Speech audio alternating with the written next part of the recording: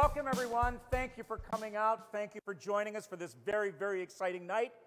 Welcome to everybody who's out there on Facebook Live. We're going live this very moment, so cheer and act like you're really excited about what's going to happen.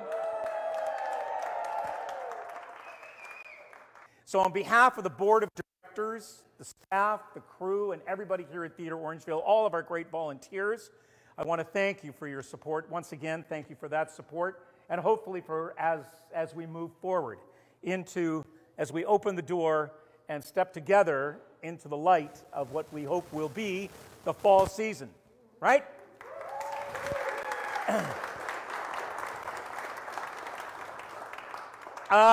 So let's just lay it out and tell you what you're going to be seeing. The plan is, of course, that we will be back in the fall with a subscription. If you are a past subscriber, we have all of your information still on file. We can still offer you the same great seats, your favorite seats on your favorite night, all that kind of stuff. It's all in our system, and we're going to be coming at you early next week with specific information. Ticket sales for the general public don't go on sale until about May the 24th. Sharon is looking at me. That's true. Oh, okay. My handler is here just to make sure that I don't make any crazy promises. Everybody at home gets a Cadillac. So we've got fantastic shows in store. We've been working really hard to get us back to, or no, there is no going back. There is only moving forward. There is only moving forward into what this is going to look like. And we're going to all do that together, right? About 6 or 7 years ago, we presented a show. We always start in the fall with a special, we call it an add-on presentation. It's a show that just to kind of get everybody back in the groove from being up at the cottage or wherever you may be. Oh, yeah, the theater's starting up. Here it is, October. Yeah, I guess I'm going to leave the cottage now. But to kind of get everybody back in the spirit, we did a show called Suddenly Mommy, starring Anne-Marie Scheffler, who spent her formative years growing up in the Hockley Valley, or the Hockley Valley, Bob. Thank you. And we're bringing the sequel to that show. In that show, of course, it was the story of a young woman who suddenly found herself with a family in very kind of different kind of circumstances, very, very funny. And now she suddenly finds herself single. And what all that journey is. So we're going to start off with great laughter. We're thrilled to have Anne-Marie back with her show, Suddenly Single. It's going to be really a great way to start the season. It's only a limited, I think it's 4 performances. It's not part of your subscription package, but it's going to be a great fun. It's been a couple of years now since we have done a play by what I think now is the second tallest playwright in Canada. Norm Foster is familiar to all of our audiences. Norm has been extremely prolific. Thank you, Norm. I know you're watching. I hope you're watching. You better be watching. Has been extremely prolific, and we are thrilled to be having the premiere of a brand new Norm Foster comedy to start off the season in the fall, and it is called They're Found in Trees. A very funny play about bird watching, of all things. It's going to be really great. So thank you, Norm. Thank you for trusting us with yet another new play. And it's always great to be able to bring the very first production of a Norm Foster here because, of course, those plays go on to be produced all over the world, and they always carry in the front page, it was first done here in Orangeville. Right on!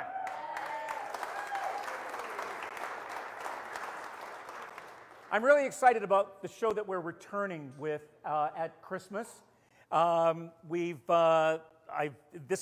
It's become my favorite Christmas show that we've ever done. It's the book, we premiered it here, I think it was 6 years ago.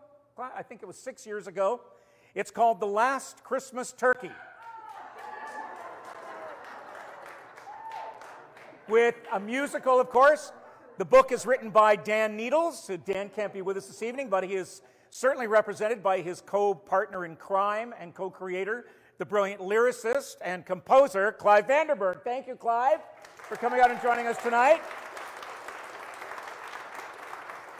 The story, of course, is a musical, of course, about 2 young children. Some of you may have seen it. I hope you're going to enjoy it again. Who, gobble, gobble. Who said that? Was that Bernadette? That must have been Bernadette. Oh, it was Barb. Thanks, Barb. 2 young children. Of course, these will be young people who have from this very parish. And we're going to be... sounds like the band's getting ready to go upstairs.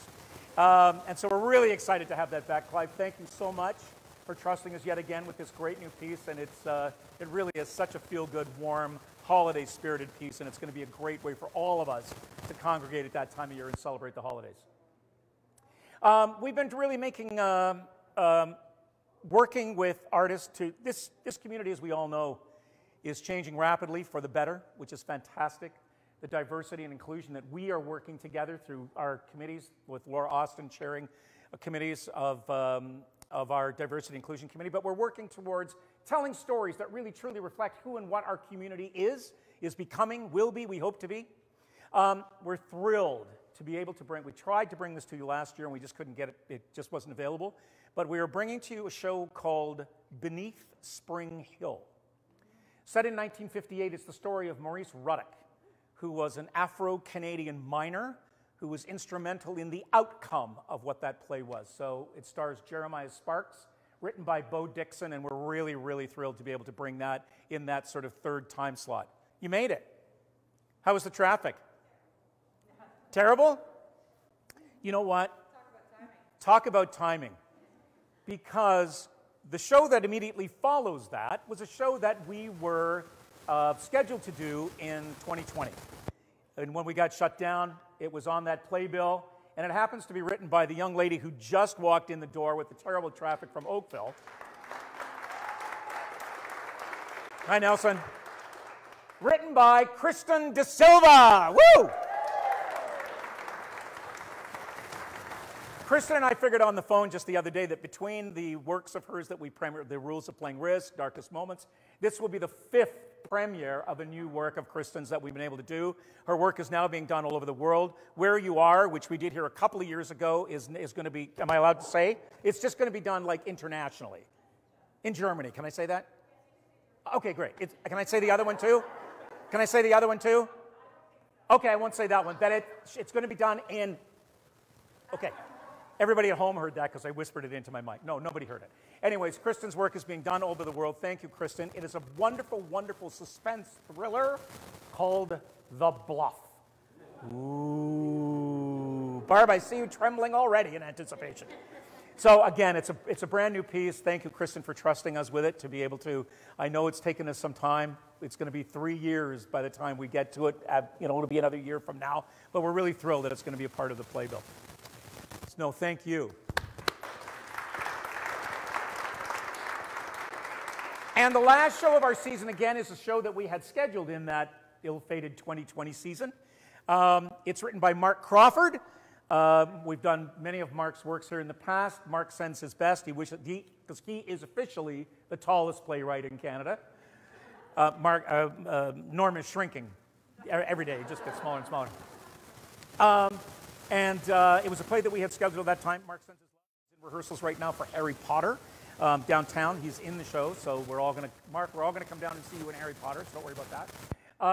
And it is a show near and dear to my heart, but it is a show called The New Canadian Curling Club, in which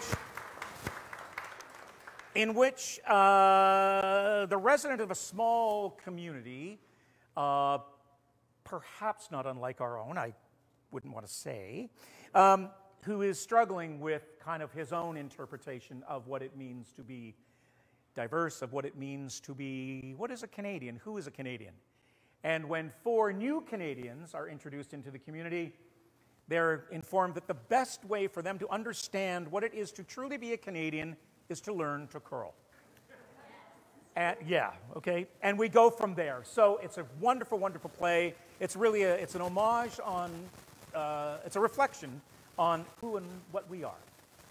Do you have to be a 7th or 8th generation here to be a Canadian, or can you have been here 7 or 8 days and made a commitment to make this your home and love it just as much? So it's a really cool play that way. So there's the playbill. That's what we're going to be doing next year. I hope you're excited by it. I hope it's something in there tickles your fancy, and we're all going to have a good time. Is there anything else I'm supposed to say? Whew, apparently, I didn't really miss anything. Other than, yes, I did say that subscriptions go on sale next week, and you'll all hear about that. And then single ticket sales go on 24th of May. I did say that, didn't I? Okay. And there we are. So please enjoy the rest of the time. We've got a little bit of time before the show starts. I know you're going to have a great time upstairs. We've got a great, great show, and as I say, it's a terrific way for us to end the season and kick off the excitement of where we're all going to be going together next year. So thank you again for coming out. Hi, everyone. Welcome back to Center Stage. I hope you're really thrilled with that playbill announcement you saw. We're really excited here. Come the fall, we're going to be back with fantastic shows, a couple of world premieres, some great comedies, and the return of what has become one of the most beloved and popular shows in the history of Theatre Orangeville. In 2017, we were honored to present the world premiere of the musical version of The Last Christmas Turkey, written by Dan Needles with music and lyrics by Clive Vanderburgh. Gentlemen, thank you for joining us. Wonderful Great to be here, David. It's great. It's been a long time. Dan, of course, Danny was with us just recently with Ian Bell for True Confessions from the Ninth Concession. Again, a huge hit, sold out and wonderful. Mr. Needles, you've recovered thoroughly from that experience with us, have you? I have recovered. It was energizing to be back on stage in front of a home audience. Yeah, 17 shows. Dan, you were saying you haven't done a run of 17 shows in a long time. Since I was 10 years old. And when was that? When did you do? When was the last time you did a run like that? I did the Scottish play at the Crest Theatre in 1959. And we did 17 performances, and then I ran away from the theater. I didn't come back until I was 35. And who else was in that show with you? Who else was in it with you? Everybody. My dad was in it. Martha Henry was in it. Mavor Moore directed it. Charmian King played Lady Mackers, and Powis Thomas played Mackers, and Millie Hall was my mother. Oh. I didn't get along with Millie Hall, and it made the scene wonderful because I said all my lines through gritted teeth. Anyway, she was one of the sweetest people in the history of the world. How could you not get along with her? Exactly. Nobody can believe it when I say that. And Clive, of course, creator of today's special and Sesame Street, and probably has written one of the most beloved and most recognized children's theme songs. I was playing it in the office just the other day, and Sharon Ailiff, our general manager, came bursting into my office, and she said, "That is the theme of my childhood." She said, "That's the theme of my childhood." She says, "I know every word. I saw every episode." How are you, my friend? Good to see you. I'm better than good. I've got a story about that theme song, David. I was in Nashville recording an album, and I was introduced to a drummer, and the drummer was introduced as a man who had played on 300 on records that had sold 300 million copies. And I thought, oh my goodness, I'm in the presence of greatness. And he looked at me and he said, "I know your children's television show, and I bet you a bunch of people have listened to that." So I went away and thought about the number of times, television has a vast audience, as you know, and the theme song at the beginning and the end. And I figured out the number of times the show had been on the air, and I figured out that it had been listened to 2 billion times in Canada, and it had been sold in the States and Australia, New Zealand, and South Africa, and Taiwan. So it's Hong Kong. It's just amazing, isn't it, that it still resonates? And I think that's one of the interesting things about this show, any of Dan's shows, but this one's going to resonate with audiences for a long time too. I'm sure people will remember the times that they have seen The Last Christmas Turkey.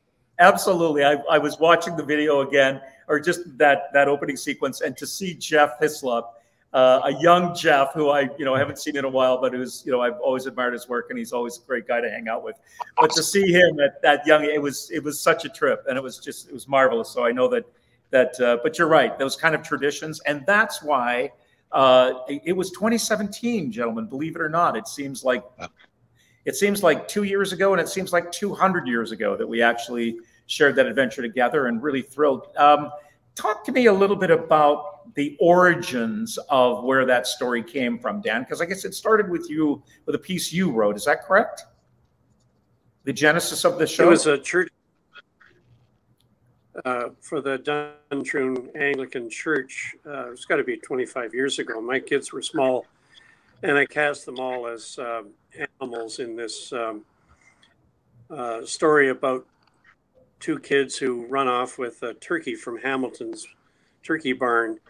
They save it from the church supper. And so we did it a couple of times for the church, and then Theatre Collingwood picked it up and did it as a two-hander. And then I met Clive in the produce aisle at Loblaws, and we were yakking. And we said we should do something together. And I sent him the Last Christmas Turkey script, and he said, "This is terrific. I can work with this." And we worked on it for a couple of years, and it took us about 20 minutes to talk you into it. And we had a wonderful time putting it together with your team down in Orangeville. Yeah, it was fun working on it. We had a great cast. It was tremendous production. As I say, it really, now I'm hoping it's going to become a tradition, gentlemen. So every couple of years we'll revisit it for subsequent audiences, because I think we said that at the time, and audiences said that at the time. Said this is destined to be kind of one of the, it's Christmas Carol, Christmas Story, those iconic sort of tales that we always come back to. And I feel that this is one of them, and I feel that this piece deserves to be done in Australia and all the other places, Clive, that your work has had exposure. Clive, what's it like really having to work with Dan Needles? What's that collaborative process like? Well, I know that you and I admire him so much that we want to put him in a plexiglass box and put him in the Museum of Dufferin. But Dan, it's very hard to work with Dan because we laugh so much. But one of the lovely songs in the show is something called "What Am I For?"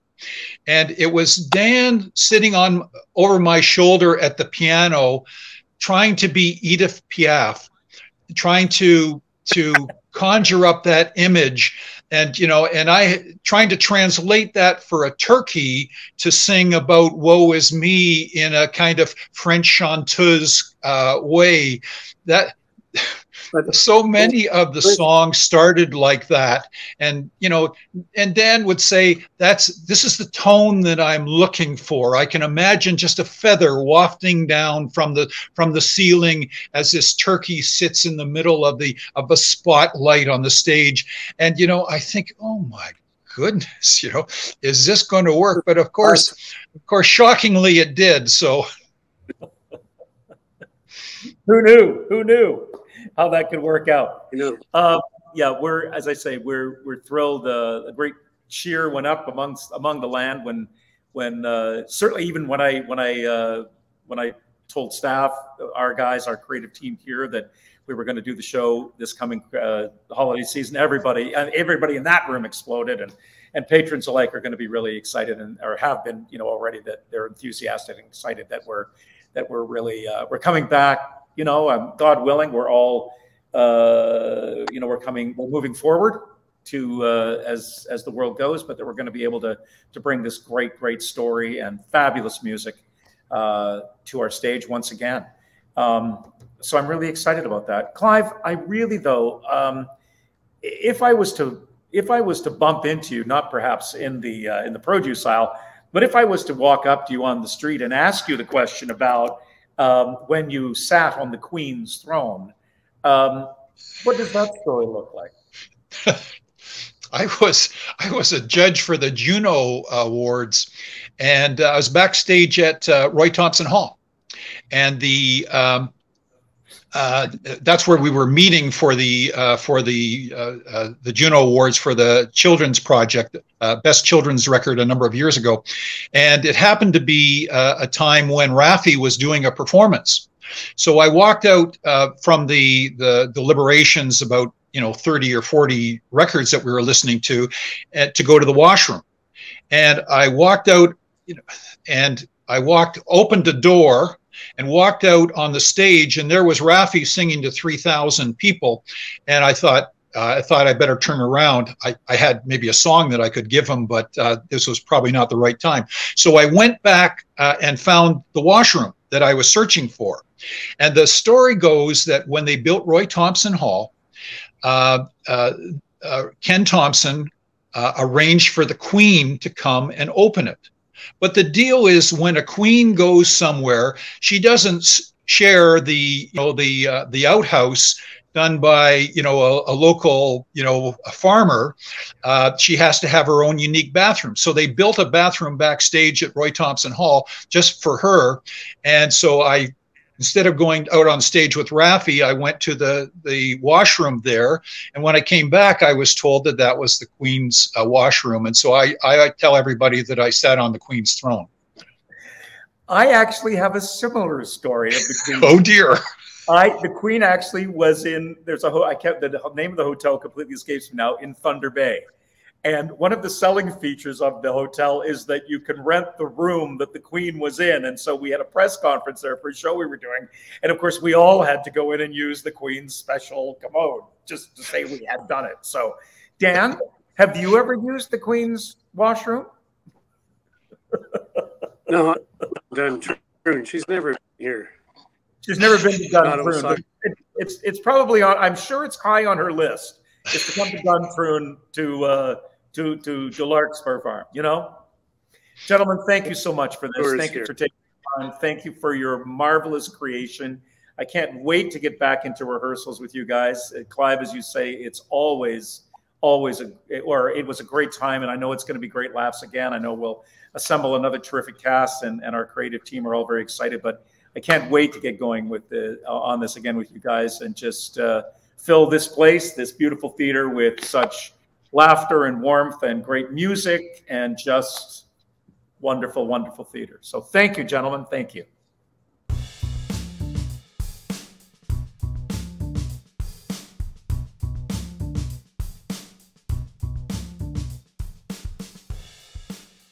Welcome back, everybody, to our second segment of Center Stage. Again, I hope that you really were excited or will be excited about that announcement about the season. Check out our website for all the details on that. We're really, really thrilled with the playbill. And a big part of next season, this coming season, is a play that we were originally slated to do the world premiere of back in 2020. And then things all changed and that project got put on hold a little bit. But we are thrilled to be including the premiere of The Bluff, written by one of your favorite playwrights, Kristin Dasilva. Kristen, how are you? Thanks for joining me. I'm great, David. How are you? I am very well. I'm always thrilled to be talking to you. You're well? You're doing well? Yes, really, really well. Excellent. Yeah, super excited to be talking seasons. I know. Isn't it great for us to be actually talking about that? Yeah, about putting that together. And I mean, I've been in love with this play for a long time. It's 2 years. Oh, it's coming. Well, it's 2 years ago that we thought we were going to be bringing this to everybody. So it's thrilling to be able to do it. This will be, I guess, the 5th premiere of a Kristin Dasilva play that we have done. Where You Are, yeah, which is one of my absolute all-time favorite plays ever. The set was gorgeous. The cast was great. The writing is sensational. It's one of my favorite plays that I've ever worked on. I love that show. Oh, thank you. Sugar Road, which of course is now hugely popular and is being done here, there, and everywhere. We'll talk about that in a sec. The Rules of Playing Risk, which was the first play. Well, actually, no, it's not. It was the second original play that we did as part of the Stage to Screen online series. And another one of my absolute most favorite shows, The Darkest Minutes, which was that short piece that you wrote for you and Sparky, or Stephen Sparks, as part of the Halloween show that we did a couple of years ago. So this is the 5th, by my reckoning, the 5th original Dasilva that we're doing. You're right. I was only counting in my head. I was thinking it was the 3rd, but I completely, not that I forgot about The Darkest Minutes, because it's so much fun to write and to work on with you and Stephen Sparks and everyone there. But my brain was just sort of like left that out. And The Rules of Playing Risk somehow. That's funny. I know, because it's about that return, right? So while we're still doing, you know, the online thing, it's becoming more and more popular all the time. I don't know, you know, we'll rethink, or, you know, we're always thinking about what shows might be suitable specifically for that format. But now that we're coming back to world here in the theater, or, you know, fingers crossed that we're coming back full steam, you know, it's going to be great to be able to live stream the Bluff, and also to do a video recording of it so that we can add it to the ever-growing catalog of online material. But now, so you were sharing with me a while back that your plays are now being produced all over the world. Yeah.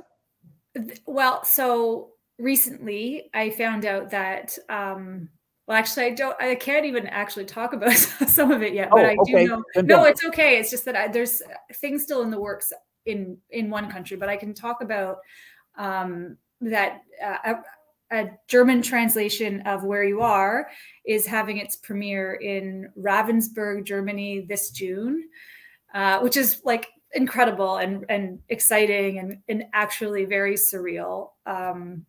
I was doing a rough translation of some of the promotional material, and it looks like it's also set on Manitoulin Island, which is really neat because now Manitoulin Island has traveled to, there was a US production last year, and they decided to keep the location Ontario. At first they were planning to set it locally, but it was in Massachusetts, but they decided to keep it in Ontario and keep it on Manitoulin Island, which was really neat. It's incredibly cool to have our local places all over the world. Like, yeah, well, I know it's neat. But how is it? I mean, do you have any? Do you speak German? Do you have a sense that it's like is it like a literal or not literal, but I mean, is it a good translation of your play, or is somebody kind of rewritten your play? I don't speak German, and nor do I speak Italian, which is the other language it's been translated in so far. I actually don't speak any other languages. So I think that, you know, when it comes to translations and having the work done elsewhere, it's an extension of faith, and well.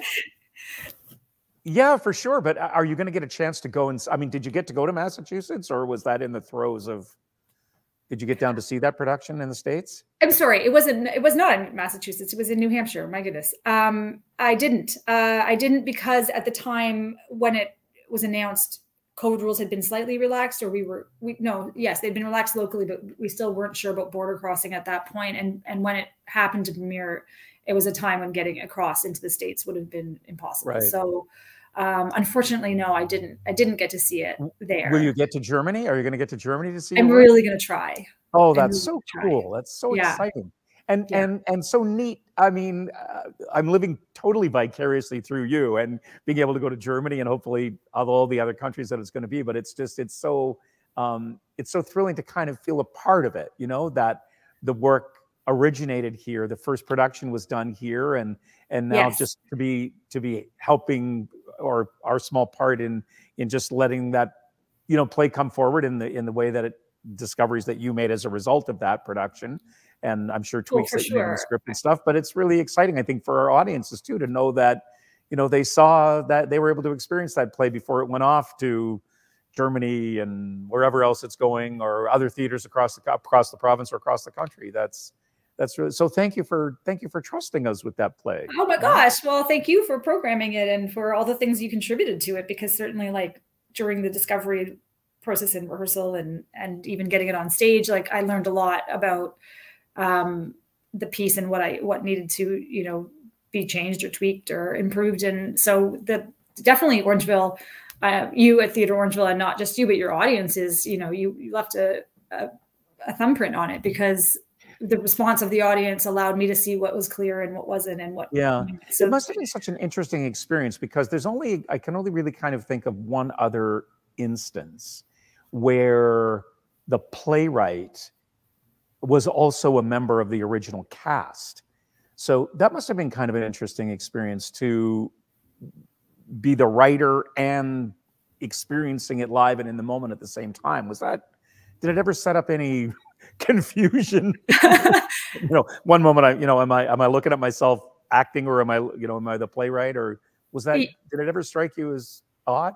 I feel like I was just so happy that any challenges that came with it. And I think the only challenge I would say is that it's a lot of work, like being in the rehearsal room all day as an actor, and then at night going home and doing revisions, because that's what you do when you're premiering a play. Like we were still kind of figuring it out. You're knitting it together, but there's like seams everywhere and strings hanging out. So you're figuring out where those get tucked in. And that's a lot of work on its own. And then you add like acting all day and doing that. But I was so happy to be on the stage. Really acting is like equal in my heart to writing. So to be able to do both of those things and to tell this particular story, which I really believed in and which meant a lot to me personally, it was just such a happy time. I look back on that with like so many fond feelings that there was nothing I found like particularly confusing about it. I think you're a little harder on the writing when you're in it, because you're saying it. So like, as you get your own lines in your mouth and you go, well, this doesn't feel, I don't know how to do this. Who wrote this?